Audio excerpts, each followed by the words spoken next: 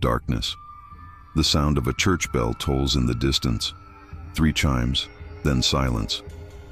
Welcome to Blackwood Ridge, population 8427.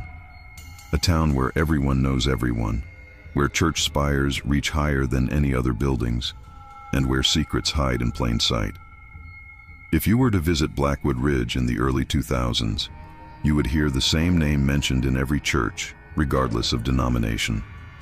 Methodist, Baptist, Catholic, Episcopal, it didn't matter. The Walther family had touched them all with their generosity. Alexander and Eleanor Walther moved to Blackwood Ridge in 1992. No one knew exactly where they came from. Some said Boston, others claimed New York. A few whispered about Europe, pointing to Alexander's occasional accent that slipped through when he was agitated. What everyone did know was that the Walthers were wealthy, enormously wealthy. They purchased the old Blackwood estate, a sprawling Victorian mansion that had stood empty for nearly 2 decades, and spent a small fortune renovating it. The Walthers employed a small army of workers for the renovation, but oddly, most were brought in from outside Blackwood Ridge. The few local contractors who worked on the project were only allowed to renovate specific areas of the home. None were permitted to enter the East Wing. At the time, no one thought much of it. Rich people are entitled to their eccentricities, after all, and the Walthers more than made up for any peculiarities with their extraordinary generosity. Within their first year in Blackwood Ridge, the Walthers donated $250,000 to St. Mary's Catholic Church for a new roof. 6 months later, they funded a complete renovation of the First Baptist Church's community center. By their 3rd year in town, they had contributed substantially to every single house of worship in Blackwood Ridge and the surrounding areas. They attended services somewhere every Sunday, though never at the same church twice in a row. They hosted charity events for religious causes. They funded mission trips. They paid for summer camps for underprivileged youth through church programs. Alexander and Eleanor Walther were, by all appearances, living saints. "Everyone loved the Walthers," Margaret says, her wrinkled hands fidgeting in her lap.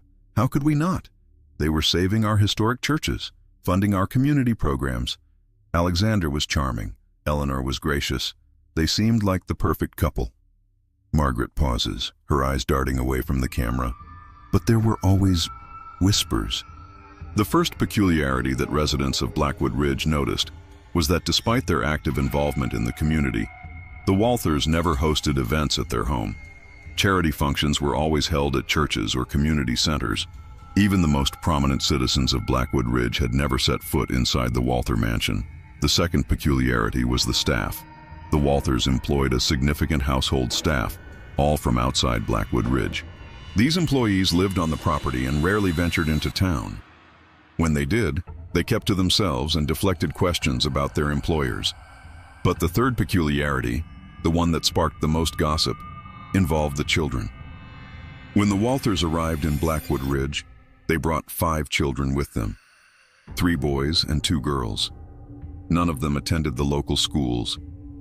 The Walthers claimed they were homeschooled. The children were occasionally seen in town during the first year, always with either Alexander or Eleanor, never alone, never with local children.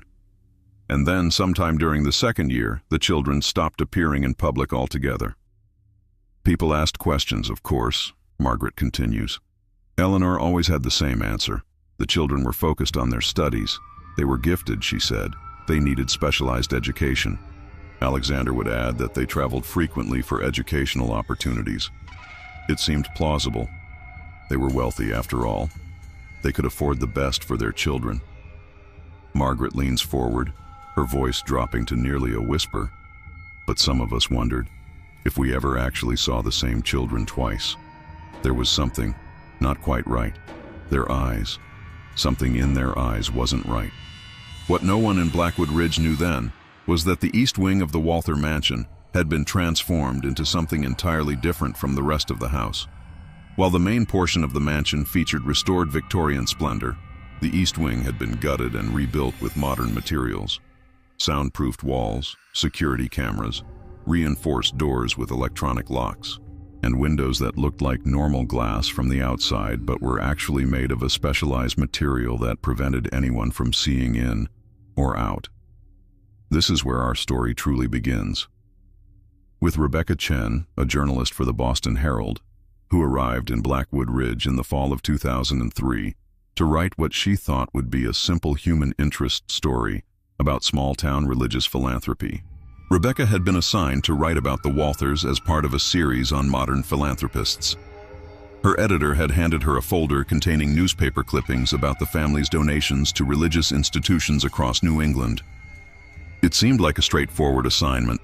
Interview the generous couple, take some photos, write a heartwarming piece about faith and charity. She expected to be in and out of Blackwood Ridge in 2 days. She would end up staying for 6 months.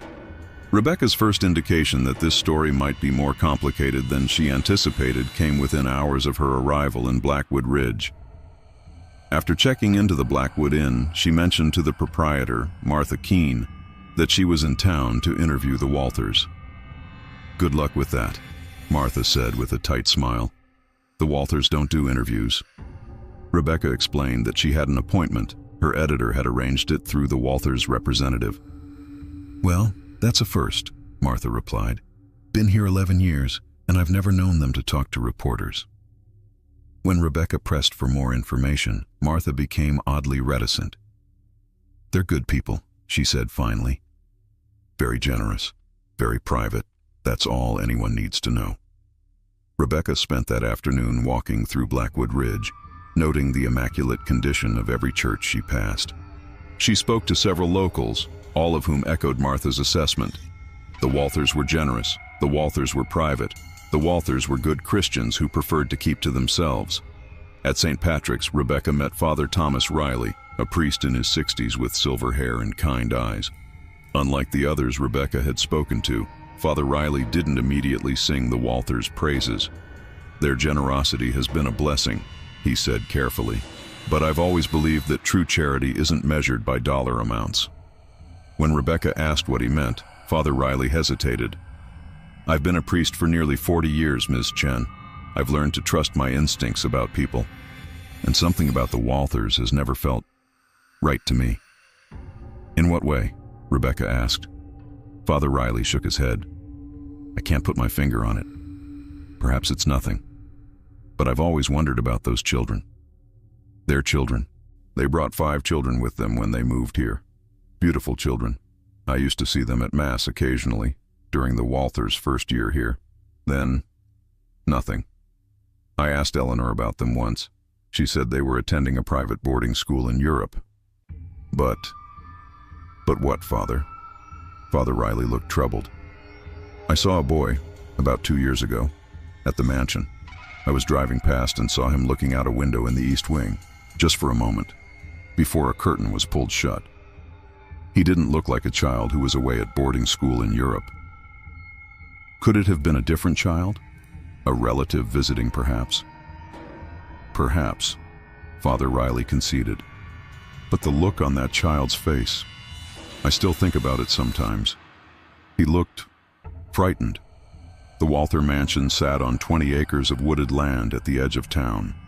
A tall iron fence surrounded the property, with a gate that was supposedly always closed to uninvited visitors. But as Rebecca approached for her scheduled interview, the gate swung open automatically. She drove up a long, winding driveway lined with ancient oak trees, their branches forming a canopy overhead. The mansion gradually came into view. A massive Victorian structure with a distinctive tower at one corner and 2 wings extending from the main building like arms reaching outward. The east wing looked different from the rest of the house.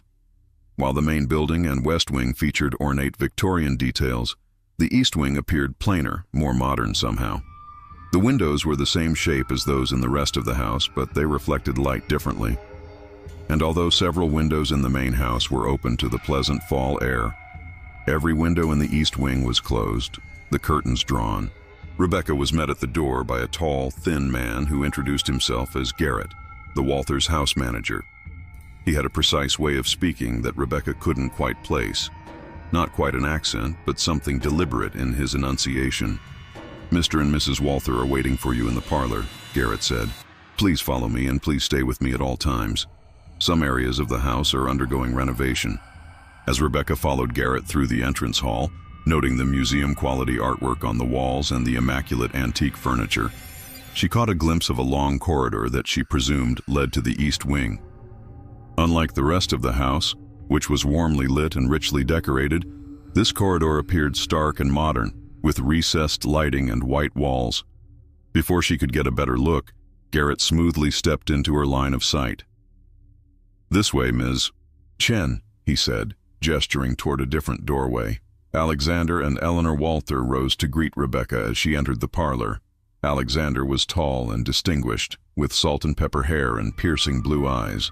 Eleanor was petite and elegant, her blonde hair pulled back in a classic chignon. Both were dressed impeccably in what Rebecca recognized as extremely expensive, though conservative clothing. "Miss Chen," Alexander said, extending his hand. "Welcome to our home. We rarely grant interviews, but when we heard about your series on faith-based philanthropy, we felt it might serve a greater purpose. Our only request," Eleanor added, "is that you focus on the work, not on us. We're merely stewards of the blessings we've received." The interview proceeded pleasantly enough, with the Walthers sharing carefully curated anecdotes about their charitable giving. They spoke eloquently about the importance of supporting religious institutions, about community and faith. But Rebecca noticed that they revealed virtually nothing about themselves, their backgrounds, their careers, how they had accumulated their wealth, and they never mentioned their children. When Rebecca finally asked about their family, a nearly imperceptible tension filled the room. "We have been blessed with children," Eleanor said after a brief pause. "They're away at school at the moment." "All 5 of them?" Rebecca asked. "I understood from talking to people in town that you have 5 children." Alexander and Eleanor exchanged a glance. "We've had several children in our care over the years," Alexander said carefully. "Some were with us temporarily, foster situations, you might say, though we consider all children who have passed through our home to be our family," Eleanor added smoothly. Before Rebecca could ask a follow-up question, a sharp sound came from somewhere deep in the house, a metallic clang like a heavy door closing. Alexander's eyes darted to the doorway. "Garrett will see you out now, Ms. Chen," he said, rising abruptly. "We have another appointment." As Garrett led Rebecca back through the house, she deliberately took a wrong turn, stepping quickly down the corridor she had noticed earlier. "Ms. Chen," Garrett called sharply, "that area is not open to visitors." But Rebecca had already seen enough to confirm her suspicion. The corridor led to a modern security door with an electronic keypad. It looked entirely out of place in the Victorian mansion. "My apologies," she said, rejoining Garrett. "I thought that was the way we came in." Garrett's expression remained impassive, but his eyes were cold. "A common mistake," he said. "The house can be confusing to first-time visitors."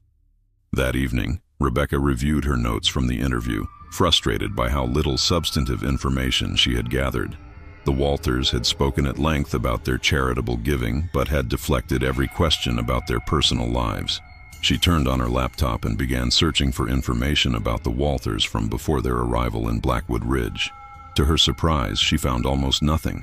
No previous addresses, no career information, no records of their charitable giving before 1992.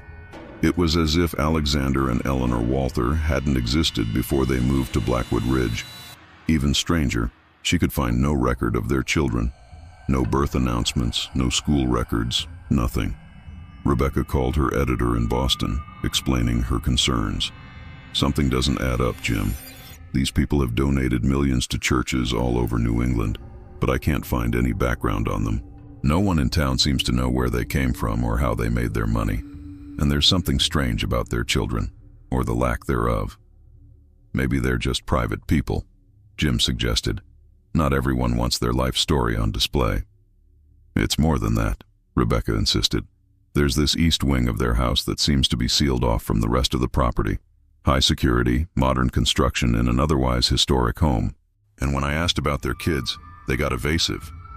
"What are you suggesting, Rebecca?" "I don't know yet, but I'm going to stay in Blackwood Ridge a bit longer. There's a story here beyond wealthy couple donates to churches." Over the next week, Rebecca dug deeper into the Walther mystery. She visited the town records office, spoke to real estate agents who might have been involved in the mansion sale, and continued interviewing locals about the enigmatic family. Most people repeated the same information. The Walthers were generous, private, and kept to themselves. But occasionally, Rebecca would catch something else. A hesitation, a glance away, a change in tone when the children were mentioned. "I worked for them briefly when they first moved to town," Sarah Pembroke told Rebecca. "They sat in Sarah's small apartment above the town's bookstore. Just for about 3 months, I was hired to help with the children while they settled in." "What were the children like?" Rebecca asked. Sarah hesitated. "Quiet, very well behaved, too well behaved if you know what I mean. Children should laugh, should play, should get into mischief sometimes. These children, they seemed afraid to make noise." "Afraid of what?" "I don't know. I never saw the Walthers mistreat them. But there were rules. So many rules. The children were never to enter certain parts of the house. They were never to speak to visitors. They were never to mention certain things." "What things, Sarah?" Sarah looked away. "I signed a non-disclosure agreement. I've probably said too much already. They paid me very well to forget what I saw." "What did you see?" "I need to go," Sarah said suddenly. "I have an appointment. I shouldn't have agreed to talk to you." Rebecca's next stop was the Blackwood Ridge Elementary School, where she spoke to Diane Lambert, who had been the principal when the Walthers arrived in town. "Yes, Eleanor Walther came to see me shortly after they moved here," Diane confirmed. "She explained that they would be homeschooling their children. She had all the proper documentation, curriculum plans, teaching credentials. Everything was in order." "Did you ever meet the children?" "Just once. Eleanor brought them with her for that initial meeting. They were memorable children." "In what way?" Diane considered her words carefully. They didn't look alike. Different hair colors, different features. Yet there was something similar about them. Their manner, perhaps. They stood perfectly still the whole time, didn't fidget like normal children. And they watched Eleanor constantly, as if waiting for signals. "Did that seem unusual to you?" "At the time, I thought perhaps they were just nervous about being in a new place, but looking back," Diane trailed off. "Yes. There was a moment, just a brief moment, when Eleanor stepped out to take a phone call. The oldest boy looked at me and opened his mouth as if he wanted to say something. But then Eleanor returned, and he immediately went back to that same blank expression. I've thought about that moment many times over the years." That evening, Rebecca drove past the Walther mansion, slowing as she approached. Most of the house was dark, but there were lights visible in some windows of the east wing. As she watched, a silhouette appeared at one of the windows, small, child-sized. Then another figure, adult-sized, approached, and the curtain was quickly drawn. Rebecca parked her car a short distance away and waited, watching the house. After about 20 minutes, she saw headlights approaching. A large black SUV with tinted windows turned into the Walther property. The gates opened automatically, then closed behind it. Curious, Rebecca made a note of the time, 8:17 p.m. Back at the inn, Rebecca created a timeline of everything she had learned so far. The Walthers had appeared in Blackwood Ridge in 1992 with 5 children. The children had been seen occasionally during the first year, then disappeared from public view. Various explanations had been given: homeschooling, boarding school abroad, specialized education programs. But no one in town seemed to have any concrete information about the children's whereabouts, and Rebecca had found no records of any Walther children attending any boarding schools in Europe or elsewhere. What she did find, when she expanded her search, were scattered reports from other small towns across the country. Reports of a wealthy couple with different names but similar descriptions, who had appeared suddenly, made generous donations to local churches, and then disappeared after a few years. Each report mentioned children, though the numbers varied. "The Prestons," said Detective Michael Ramirez of the Boulder Police Department, "Curtis and Evelyn Preston, lived here from 1987 to 1991, donated a fortune to local churches, had 4 children supposedly, left town suddenly after questions were raised about the children's welfare. By the time a formal investigation was launched, they were gone without a trace." "And you think the Prestons might be the Walthers?" Rebecca asked. "I can't say for certain without seeing them," Detective Ramirez replied. But the pattern matches, and the timing works. They disappeared from here right before your Walthers appeared in Massachusetts. Rebecca spent hours at the town records office, searching for any documentation related to the Walthers' arrival in Blackwood Ridge. She found the property purchase records. The mansion had been bought for cash through a shell company called Providential Holdings. The company's listed address led to a P.O. box in Delaware. "Based on what you've described," Dr. Morgan said, "I would be concerned about these children. The extreme isolation, the rigid behavioral control, the rotating cast of children over the years, these are all red flags." "What do you think could be happening?" Rebecca asked. Dr. Morgan's expression was grave. "Best case scenario, some form of extreme religious homeschooling situation where the children are being kept from worldly influences. Worst case? There are unfortunately people who use religious charity as a cover for child trafficking or abuse. Would that explain the security measures in the East Wing? It might. It could also explain why different children have been seen over the years. If they're moving children through the home rather than raising the same children continuously." Rebecca knew she was crossing a line from journalism into something else entirely, but the welfare of children was at stake. She parked her car on a secluded road that ran behind the Walther property and made her way through the woods toward the mansion. The moon was nearly full, providing just enough light for her to navigate without a flashlight. She carried a small digital camera with night vision capabilities. Not professional-grade equipment, but enough to document anything she might see. As she approached the property line, she spotted the security fence. It was tall, at least 10 feet, with pointed tips at the top. Not impossible to climb, but certainly a deterrent. More concerning were the small devices mounted at intervals along the fence. Motion sensors or cameras, Rebecca guessed. She followed the fence line, looking for any weak points or blind spots. About a quarter mile from where she had started, she found what she was looking for. A large tree had fallen against the fence during a recent storm, partially crushing it and creating a gap just large enough for a person to squeeze through. Heart-pounding, Rebecca made her way onto the Walther property. She stayed within the tree line, working her way gradually toward the east wing of the mansion. As she got closer, she could see that the architectural style of the east wing was indeed different from the rest of the house. More modern, more institutional somehow.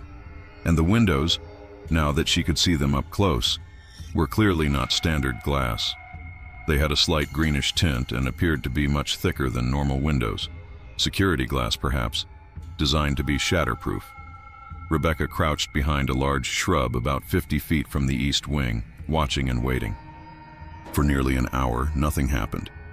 Then, suddenly, a light came on in a ground floor room. Through the window, Rebecca could see a sparse, institutional-looking space, more like a hospital room than a bedroom. White walls, simple furniture bolted to the floor.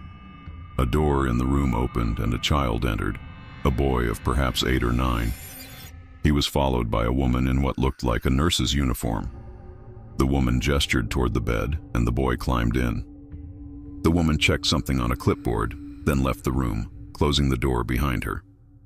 The boy sat motionless on the edge of the bed for several long moments. Then, slowly, he turned toward the window. Rebecca's breath caught. The boy was looking right at her, or at least in her direction. She couldn't tell if he could actually see her in the darkness outside. Carefully, she raised her camera and took several photos. The boy continued to stare toward the window. Then, slowly, deliberately, he raised his hand and placed it flat against the glass. Rebecca felt a chill run through her. Was this a cry for help? She raised her own hand instinctively, mirroring the boy's gesture from her hiding place. Suddenly, the boy's expression changed to one of alarm.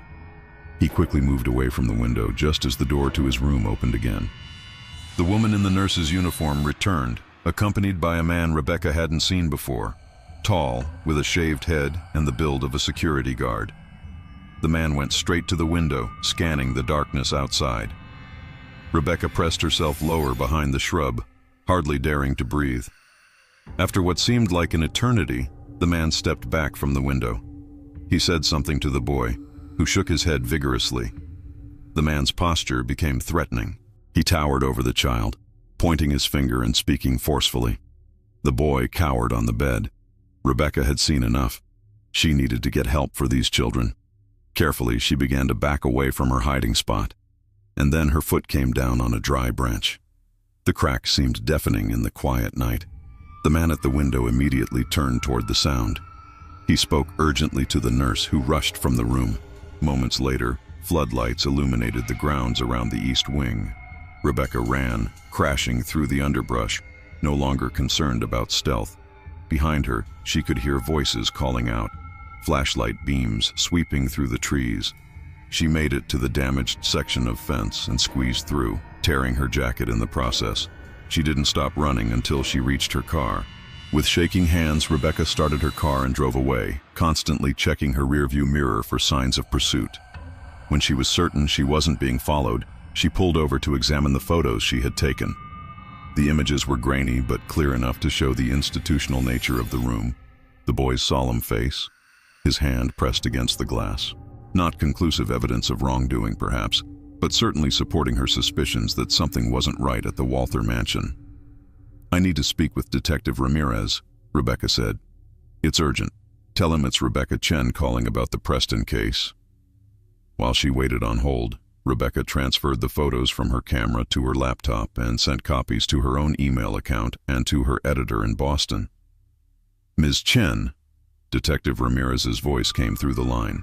"Do you have new information about the Prestons?" Rebecca quickly explained what she had discovered in Blackwood Ridge and what she had witnessed at the Walther mansion. "I believe the Walthers are the Prestons," she concluded, "and I believe they're holding children in some kind of secured facility in the east wing of their mansion. I don't know if it's the same children they arrived with or new ones, but something is very wrong." "Have you contacted local authorities?" Ramirez asked. "Not yet. I wanted to gather more evidence first, and frankly, I'm not sure who to trust. The Walthers have donated significant amounts to local organizations, including the police department's community outreach programs. You need to be careful, Ms. Chen. If these are the same people I investigated years ago, they have resources and connections, and they've managed to stay one step ahead of law enforcement for a long time. What should I do?" "Document everything, build your case carefully, and watch your back." "I need your help, Father," Rebecca said. They sat in Father Riley's office, a modest room lined with theological books. "I believe children are being held against their will at the Walther mansion." Father Riley looked troubled. "That's a serious accusation, Ms. Chen." Rebecca showed him the photos she had taken. "I've been researching the Walthers' background. They appeared in Blackwood Ridge out of nowhere in 1992. Before that, a couple matching their description was in Boulder, Colorado, using different names. Before that, possibly other locations. Always the same pattern: generous donations to churches, children who are rarely seen in public, sudden departures when questions are raised. If what you're suggesting is true, why would they donate so generously to churches? What would be the purpose?" "I think it's cover," Rebecca said. "Who would suspect child abusers who support every church in town? They buy goodwill. They establish themselves as pillars of the community. They make themselves above suspicion." Father Riley studied the photos again. The boy in this image, something about him seems familiar. He looked up at Rebecca. "What do you need from me?" "I need someone from the community who can vouch for me if I go to the authorities. Someone respected, whose word carries weight." Father Riley nodded slowly. "If children are in danger, we have a moral obligation to act. I'll help you." Chief William Cooper was skeptical. He examined the photos Rebecca had taken and listened to her explanation, his expression growing increasingly dubious. "Let me get this straight," he said when she had finished. "You're accusing the Walthers, who have donated millions to this community, who funded our new community center, who pay for our youth programs, of being child abusers or traffickers, based on some grainy photos taken while you were trespassing on their property." "I understand how it sounds," Rebecca admitted. "But there are too many unanswered questions. Where did the Walthers come from? Where did their money come from? What happened to the children they arrived with? Why is the east wing of their home secured like a prison?" "The Walthers are private people," Chief Cooper said. "Being private isn't a crime. Having security on your property isn't a crime. As for their backgrounds, wealthy people often prefer to keep their business dealings confidential. "Will, please," Father Riley interjected. "I've had my own concerns about the Walthers for years. Something isn't right. At least look into it."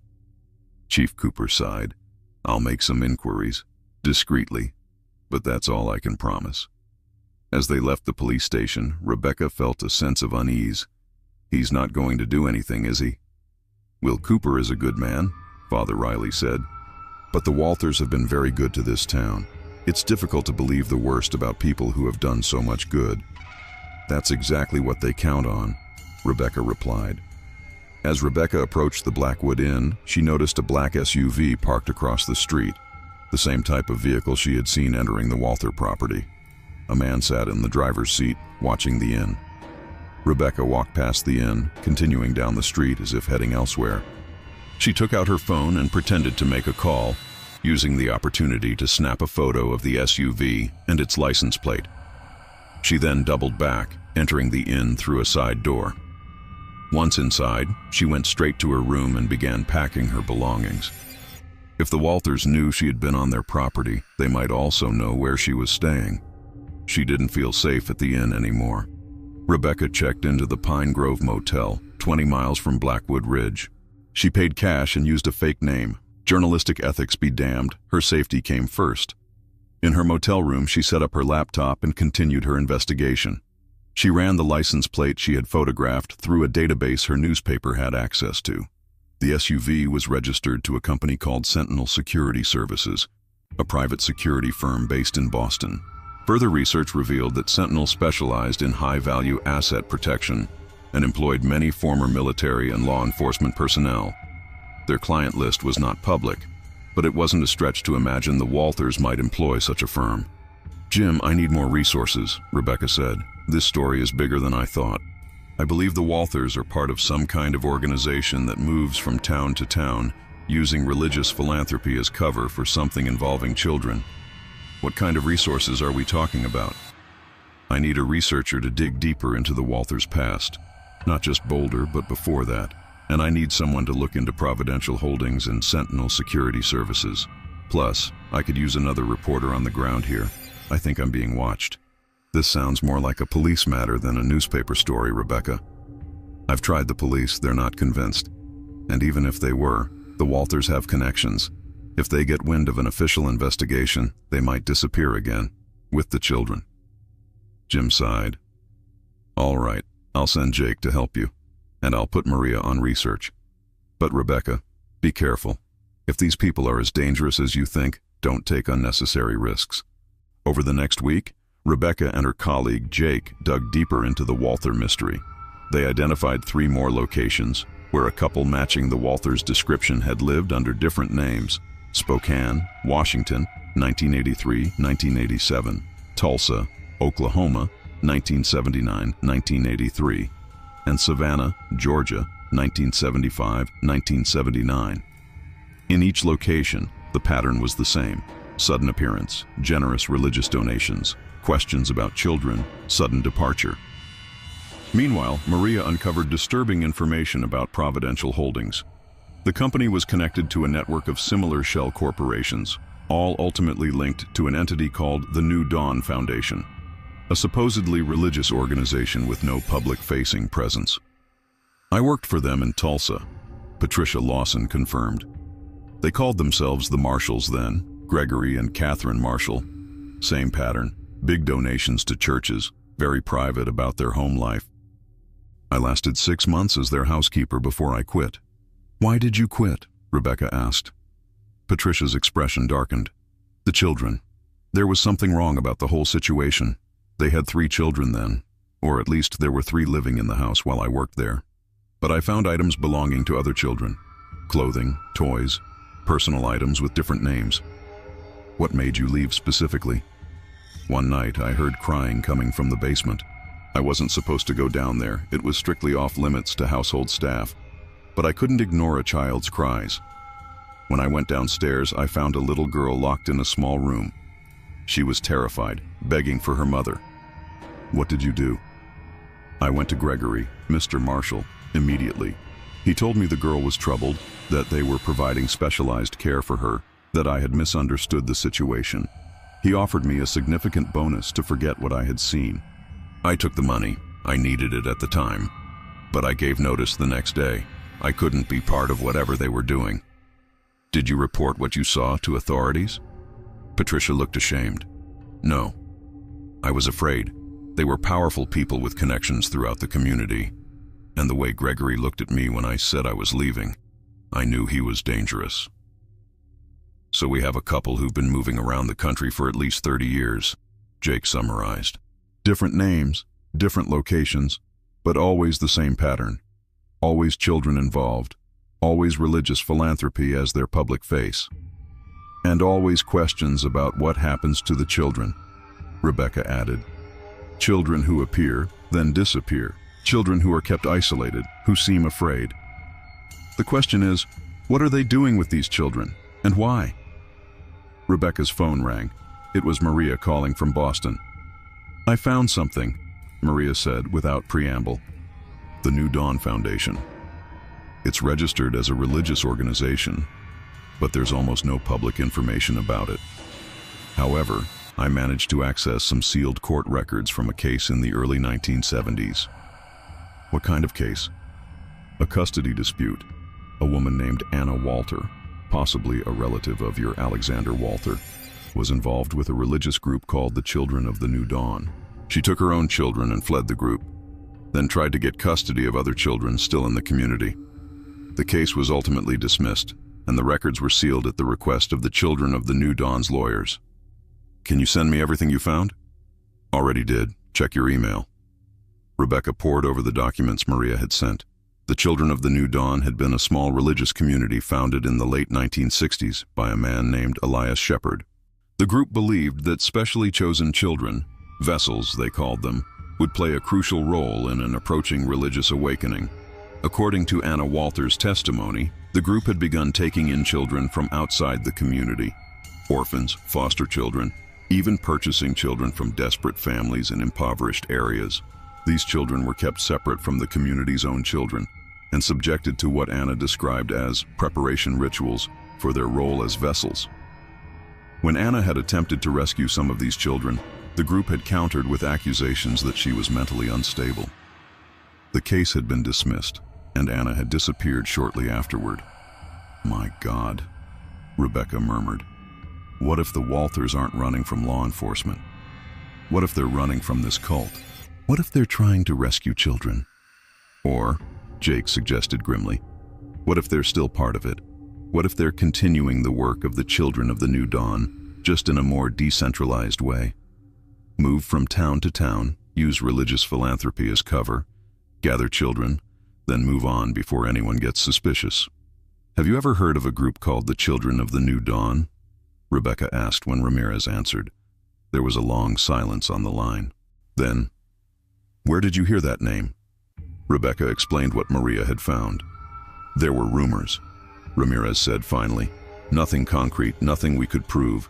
But when we were investigating the Prestons, your Walthers, some witnesses mentioned religious teachings that didn't align with mainstream Christianity. References to vessels and preparation. We could never find any direct connection to a specific group. What happened to the Children of the New Dawn? Do they still exist? Officially, they disbanded in the mid-1970s after a series of investigations into child welfare concerns.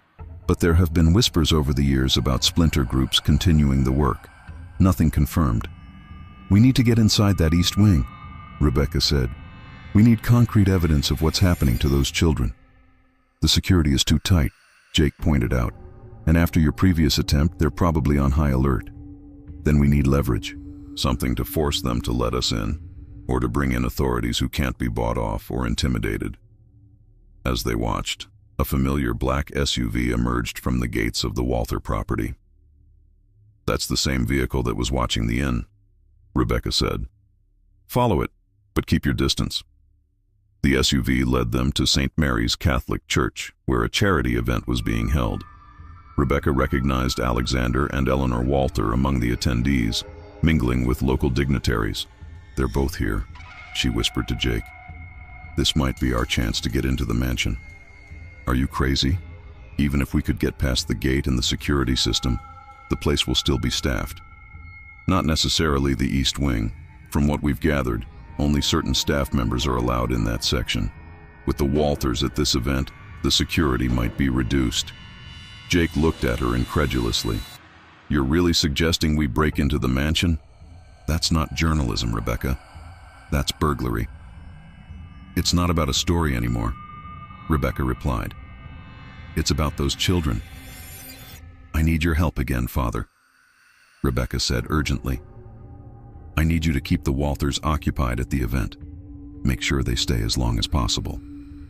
Father Riley looked troubled. What are you planning, Miss Chen? The less you know, the better. Just trust me. It's for the children. After a moment's hesitation, Father Riley nodded. I'll do what I can. But please be careful. They used the same damaged section of fence that Rebecca had found before, though she noted that repairs had begun. Another few days, and this entry point would be sealed. This time they moved more cautiously through the woods, staying low and avoiding any dry branches or leaves that might betray their presence. As they approached the house, they could see that there were fewer lights on than before. The main house looks empty, Jake whispered, but there are lights in the East Wing. They made their way to a side door that connected the main house to the East Wing, the modern security door with the keypad that Rebecca had glimpsed during her tour. Now what? Jake asked. We can't hack an electronic lock. Rebecca studied the door. We don't need to. Look. She pointed to a small sign beside the door. Emergency exit only. Alarm will sound. That's not helping us, Jake said. We don't want to trigger an alarm. No, but it tells us something important. This is an emergency exit from the East Wing into the main house. That means there's a mechanical release on the inside. Fire safety regulations would require it. We just need to find another way into the East Wing. Then we can use this door to access the main house if necessary. They continued around the building, staying close to the walls to avoid the security cameras. At the rear of the East Wing, they found what they were looking for, a delivery entrance with a loading dock. Service entrances often have less security, Rebecca whispered. Deliveries need to be made efficiently. The door had both an electronic keypad and a conventional lock. Rebecca examined it closely. I can't bypass the keypad, but maybe. She reached into her bag and pulled out a small case containing lockpicks. A questionable tool for a journalist to carry, but one that had proven useful in her investigative work before.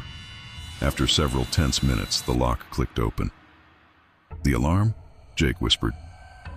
We'll know in about 30 seconds if we triggered anything, Rebecca replied, carefully opening the door. They waited, hardly breathing. No sirens sounded, no flashing lights appeared. I think we're clear, Rebecca said. The electronic lock must be for entering from the outside. It doesn't trigger an alarm when opened from the inside, and I bypassed the mechanical lock. The interior of the East Wing was nothing like the ornate Victorian decor of the main house. Here, the walls were painted institutional white, the floors covered in linoleum, the lighting harsh and fluorescent. They moved cautiously down the corridor, passing what looked like storage rooms and offices. Through one open door, Rebecca glimpsed what appeared to be medical equipment, an examination table, monitoring devices, cabinets of supplies. What is this place? Jake whispered. It looks like a hospital or a lab.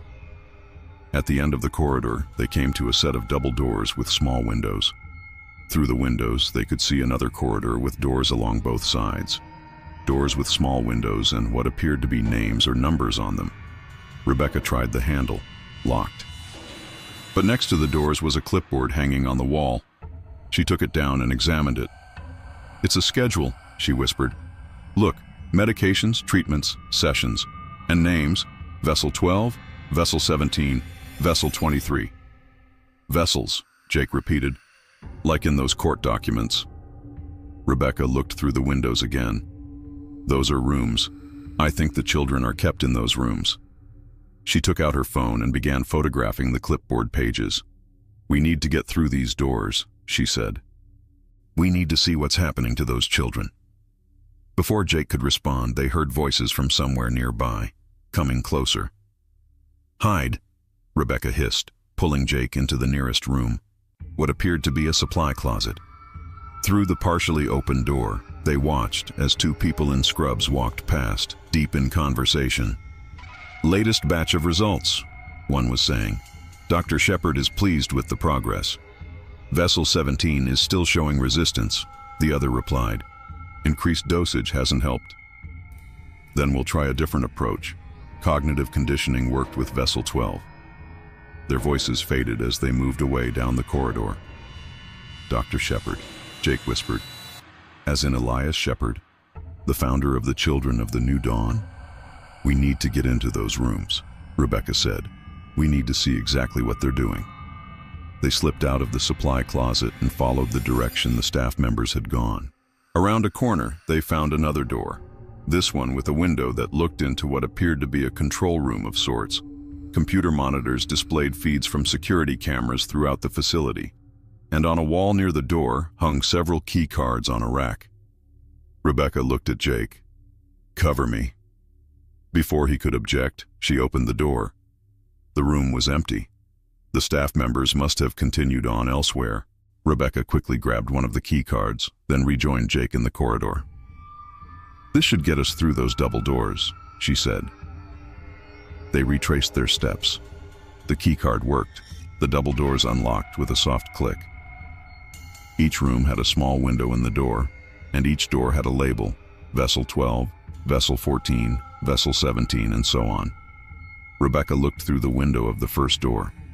Inside was a small, sparse room with a bed, a desk, and a chair, all bolted to the floor.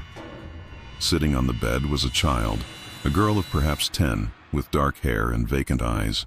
She was staring at the wall, rocking slightly. "My God," Rebecca whispered. She raised her phone and took a photo through the window. They moved to the next room. Another child, a boy this time, younger, maybe 7 or 8. He too had that same vacant expression, that same listless posture. Room after room they found children, different ages, different appearances, but all with that same emptiness in their eyes. Some rooms held multiple children. Rebecca photographed everything.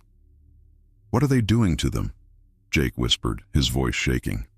In one room, they saw medical equipment, IV stands, monitoring devices. A teenage boy lay on the bed, apparently sedated, with tubes running from his arms to various machines. In another room, they found what looked like a classroom, but with disturbing differences. The walls were covered with strange symbols and phrases. "The vessel opens to receive. Purity brings clarity. The empty vessel awaits filling." On a desk at the front of the room lay a book titled "The Preparation of Vessels, Protocols and Procedures." Rebecca quickly photographed several pages. "This is insane," Jake muttered. "It's some kind of cult brainwashing facility."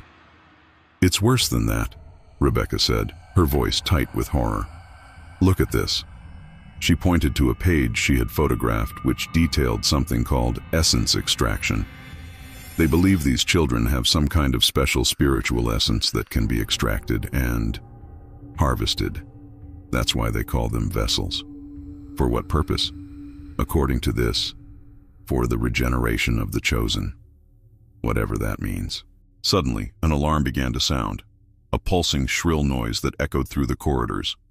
"We've been discovered," Jake said. "We need to get out, now." They ran back the way they had come, past the double doors, down the corridor toward the loading dock entrance. But as they rounded a corner, they found their path blocked by 2 security guards, large men in black uniforms, both carrying weapons. "This way," Rebecca gasped, pulling Jake down a different corridor. They found themselves in an unfamiliar section of the facility. Ahead, they saw the emergency exit door that Rebecca had noticed earlier, the one that connected to the main house. "There," she pointed. Jake pushed the door open, and they burst through into the ornate entrance hall of the main mansion. Behind them, they could hear the guards in pursuit. They ran through the mansion, trying doors, looking for a way out. Most were locked. "The front door," Jake suggested. "Too obvious. They'll have it covered." Rebecca led them deeper into the house, looking for a side exit or a window they could use. They found themselves in what appeared to be Alexander Walthers' study. a wood-paneled room lined with books and featuring a large desk. "Look for another way out," Rebecca said, moving toward the windows. Jake went to the desk and began opening drawers. "Rebecca," he called, "you need to see this." In an open drawer lay a manila folder labeled Transition Protocol. Inside were documents detailing procedures for relocating vessels and establishing new collection sites. "They're planning to move," Jake said. "Just like before, when questions start being asked, they disappear with the children." The sound of footsteps in the corridor outside spurred them back into motion. Rebecca tried the windows, locked, with no obvious way to open them. "We're trapped," she said. The door to the study burst open. 2 security guards entered, weapons drawn. "Don't move," one ordered. "Put your hands where I can see them." Rebecca and Jake complied, raising their hands slowly. "Phones on the floor. Now." They placed their phones on the carpet. One guard kept his weapon trained on them while the other collected the phones. "Mr. Walther will want to speak with you," the first guard said. "Both of you come with us. Any sudden moves, and this ends badly." They were led to a room deep in the mansion, a conference room with a long table and several chairs. The guards instructed them to sit, then took positions by the door. After what seemed like an eternity, the door opened and Alexander Walther entered, followed by a man Rebecca didn't recognize, elderly, with white hair and piercing blue eyes. "Ms. Chen," Alexander said, his voice cold, "I understood you were writing an article about our charitable work." "I wasn't aware that involved breaking into our home." "What are you doing to those children?" Rebecca demanded. "We saw them. We saw the vessels, the medical equipment, the brainwashing materials." The elderly man stepped forward. "The vessels are being prepared for a greater purpose than you could possibly understand." "Who are you?" Jake asked. The man smiled, a chilling expression devoid of warmth. "My name is Dr. Elias Shepard. I am the founder of the Children of the New Dawn." Rebecca felt a chill run through her. "You're supposed to be dead." The group disbanded in the 1970s. "Reports of my death have been greatly exaggerated," Shepard replied. "As for the Children of the New Dawn, we simply became more discreet in our operations." "By kidnapping children?" Rebecca's voice shook with anger. "By brainwashing them. By whatever sick essence extraction process you're performing on them." "The vessels are not ordinary children," Shepard said calmly. "They have been chosen for their unique spiritual qualities. Their essence sustains us, allows us to continue our work across generations." Rebecca looked at Alexander Walther. "Is that why you moved from town to town? Taking new children, using religious philanthropy as cover?" "The churches are important," Alexander replied. "They help us identify potential vessels. Religious communities keep detailed records of their members, especially the children. They trust us because of our generosity. They never question when we express interest in particular children, troubled children, orphaned children, children with special spiritual gifts." "And when people start asking questions, you disappear," Jake said. "Take the children and move to the next town, the next set of churches." "A necessary precaution," Shepard acknowledged, "though one will soon no longer need. We're approaching the culmination of our work, the final gathering of vessels." Rebecca felt sick. "You're insane. All of you." Shepard's expression hardened. "You cannot begin to comprehend what we are building. For centuries, certain individuals have known that human essence can be transferred, can be used to extend life, to enhance abilities. The ancient Egyptians, the Mayans, certain Eastern mystics, all discovered pieces of this truth. We have perfected it." "You're stealing children's lives," Rebecca said, "their futures." "We're fulfilling their purpose," Shepard insisted. "The vessels are honored through their service." Alexander checked his watch. "Enough explanation. The transition is already underway. The vessels are being prepared for transport." "What do we do with these two?" one of the guards asked. Alexander looked at Rebecca and Jake coldly. "They've seen too much. They'll become vessels themselves. Their essence will serve the continuation." They were marched back to the East Wing, through the sterile corridors to a room containing medical equipment. A woman in scrubs, the nurse Rebecca had seen earlier, was preparing syringes. 2 new arrivals, Alexander told her. Adult specimens. Prepare them for the initial phase. The nurse nodded and approached with a syringe. Rebecca tensed, looking desperately for an opportunity to escape. Suddenly, a commotion erupted somewhere nearby, shouting, the sound of running feet. One of the guards stepped out to investigate. He returned moments later, his expression urgent. "Sir, we have a problem. Police are at the main gate." Alexander frowned. "How many?" "Multiple vehicles, and there are others at the rear of the property." Alexander turned to Rebecca. "What did you do?" Before she could answer, the facility's alarm system began blaring again. Red emergency lights flashed in the corridor. "Sir," the guard continued, "they have a warrant." "Impossible," Alexander snapped. "No judge in this county would sign a warrant against us." "It's not a local warrant, sir. It's federal." Alexander's face paled. He turned to Shepard. "We need to initiate emergency protocols, now." Shepard nodded grimly. "Prepare the primary vessels for immediate transition. Sanitize the secondary facilities." As they spoke, Rebecca caught Jake's eye and nodded slightly toward the door. The guards were distracted by the crisis. If they were going to make a move, it had to be now. In one fluid motion, Rebecca lunged forward, shoving the nurse aside. Jake simultaneously drove his shoulder into one of the guards, knocking him off balance. They bolted for the door and into the corridor, running toward the sound of the commotion, toward what they hoped was help. Behind them, they could hear Alexander shouting orders. "Lock down the east wing. No one gets in or out." The corridors were in chaos. Staff members ran in all directions, some carrying files, others escorting children. Security guards shouted contradictory orders. Rebecca and Jake pressed themselves against a wall as a group of guards ran past, then continued in the opposite direction. They had no clear plan beyond escaping and finding the police. As they rounded a corner, Rebecca spotted a familiar face. Chief Cooper of the Blackwood Ridge Police, accompanied by several officers in tactical gear. "Chief," she called out. "Here." Cooper spotted them and signaled his officers to move in their direction. "Rebecca Chen," he called. "Are you all right?" "We're okay," she replied as they reached the police. "But the children, they're moving the children. You have to stop them." Cooper nodded grimly. "We know. FBI is already on site. They've been tracking this group for years. Your evidence was the break they needed. The photos you sent to your editor were forwarded to federal authorities." "Shepard is here," Jake said urgently. "Elias Shepard, the founder of the cult. We just spoke to him. And they're trying to destroy evidence, something called sanitizing the facilities." Cooper spoke into his radio, relaying the information. Federal agents in tactical gear swarmed through the facility, securing rooms and detaining staff members. Rebecca and Jake were escorted to safety, given medical attention, and debriefed by FBI agents. From outside, Rebecca watched as children were led from the building. Dozens of them, more than she had realized, were being held there. Some walked with vacant expressions. Others seemed confused, frightened. A few of the older ones appeared relieved, as if they understood they were being rescued. An FBI agent approached Rebecca. "Ms. Chen, I'm Agent Daniels. I want to thank you for your work on this case. We've been trying to locate the children of the New Dawn for years, but they've always stayed one step ahead of us." "Did you get them?"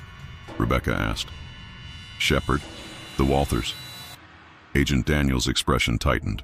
"We secured most of the facility and most of the children, but there was an escape route from the east wing, a tunnel leading to a garage with vehicles prepared for rapid departure. Shepard and several of the inner circle, including the Walthers, managed to get away with a small number of children." "No," Rebecca whispered. "After all this, they still got away. We have descriptions, identities, methods of operation, more than we've ever had before. Every law enforcement agency in the country will be looking for them. They won't be able to establish another operation like this one." "But they still have some of the children," Jake said. "Yes," Agent Daniels acknowledged, "which is why our work isn't done, and why we'd like your help with the ongoing investigation." Rebecca sat with Agent Daniels, reviewing files and photographs. "The children who were rescued are receiving specialized care," Daniels explained. "Many were in the early stages of the preparation process and should recover fully. Others have been in the program longer and will need more extensive rehabilitation. And what exactly was this essence extraction? Rebecca asked. Was it real or just part of their cult beliefs? Daniels sighed. The medical procedures were real, though based on pseudoscience. They were drawing cerebral spinal fluid and blood from the children, processing it with various compounds, and then injecting the resulting serum into Shepard and other inner circle members. They genuinely believed this would transfer life essence and extend their lives. Did it work? Jake asked. Shepard is 92 years old, Daniels replied.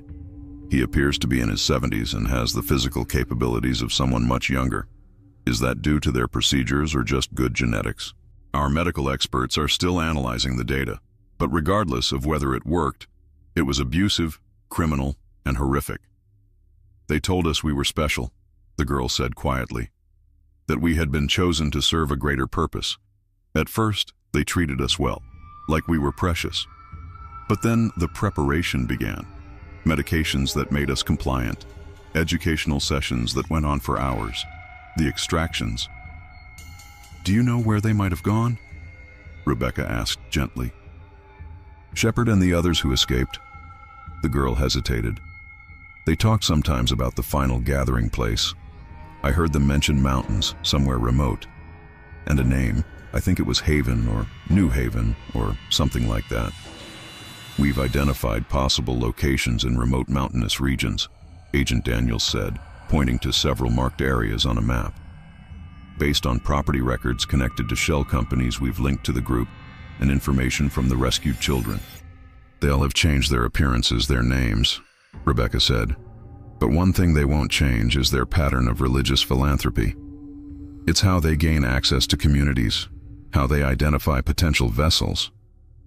We're monitoring donations to religious organizations in these regions, Daniels confirmed, looking for the patterns you identified. Rebecca sat at a desk, typing intensely on her laptop. The article she was writing wouldn't just be a human interest piece about philanthropy anymore. It would be an expose of a decades-long criminal enterprise masquerading as religious charity. It would be about children stolen from communities that trusted the wrong people. It would be about the darkness that sometimes hides behind a facade of goodness. Montage of headlines. Cult uses church donations as cover for child abuse. Children of the New Dawn. Decades of exploitation exposed. Manhunt continues for cult leader and inner circle. The investigation into the children of the New Dawn continues, Rebecca said in her acceptance speech. 17 of the abducted children remain missing. Elias Shepard and his inner circle, including Alexander and Eleanor Walter, are still at large. But their ability to operate has been severely compromised. Their identities are known. Their methods have been exposed.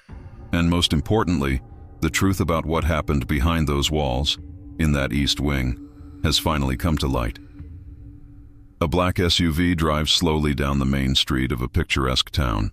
It passes a small church where a sign announces a generous donation from the Carlisle Family Foundation for a new community center.